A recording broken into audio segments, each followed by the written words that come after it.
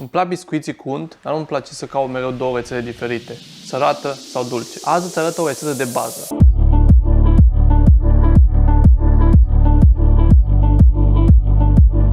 Un aluat universal pe care îl poți transforma în dulce sau sărat. Astea fiind zise, zic să începem, shall we? Pentru început am nevoie de un bol în care o să pun făina, peste care o să vin cu bicarbonatul, praful de copt, zahărul și un praf de sare. Aici am unt rece de la frigider tăiat în cuburi, care o să-l pun deasupra. O să mixez totul cu mâinile.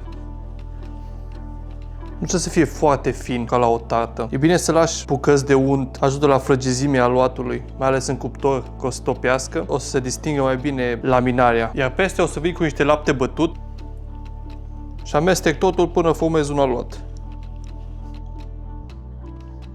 După ce am format aluatul, acum îl scot pe blatul de lucru. Pun un pic de făină. Îl aplatizez puțin. Și acum îl împart în două. Jumate o să fac dulce, cu jumătate o să fac sărat. Momentan pentru cel dulce o să-l pun într-un bol și îl pun la frigider pentru mai târziu. Cum a rămas la ăsta? Îl întind puțin, unt topit, o să ung aluatul și peste vin cu puțin parmezan și aplatizez ușor cât să stea parmezan. Peste vin cu roșiile uscate în ulei pe care le-am tocat. Pun o cantitate exagerată, aș putea adăuga. Pe deasupra vin și cu niște busuioc pe care l-am tocat. Și aplatizez ușor cu mâinile.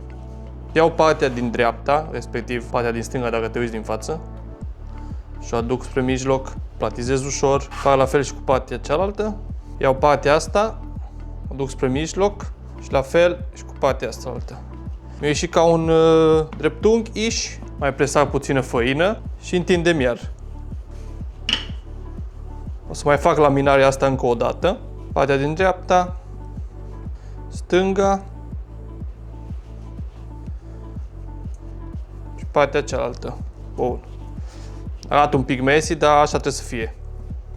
Mai presar un pic de făină.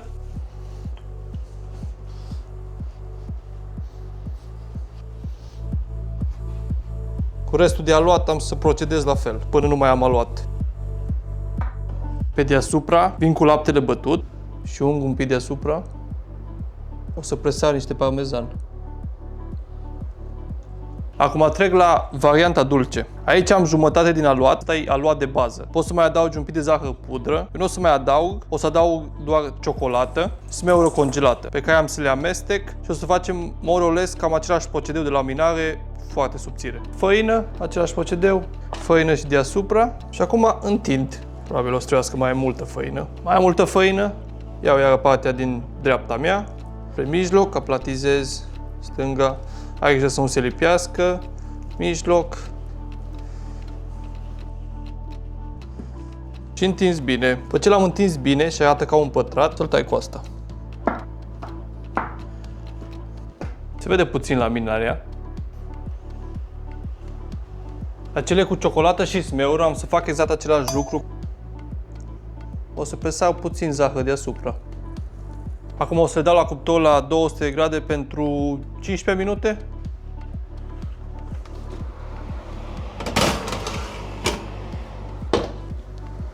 După aproximativ 10-12 minute, de fapt, nu 15. Cam așa arată după 10-12 minute din cuptor.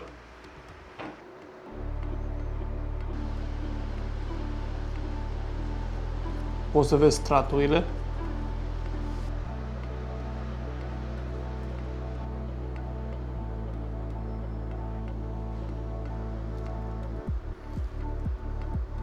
Bun, cam ăștia au fost biscuiții, ciocolată albă și smeură congelată. Aș pune mai mult zahăr data viitoare, that's for sure.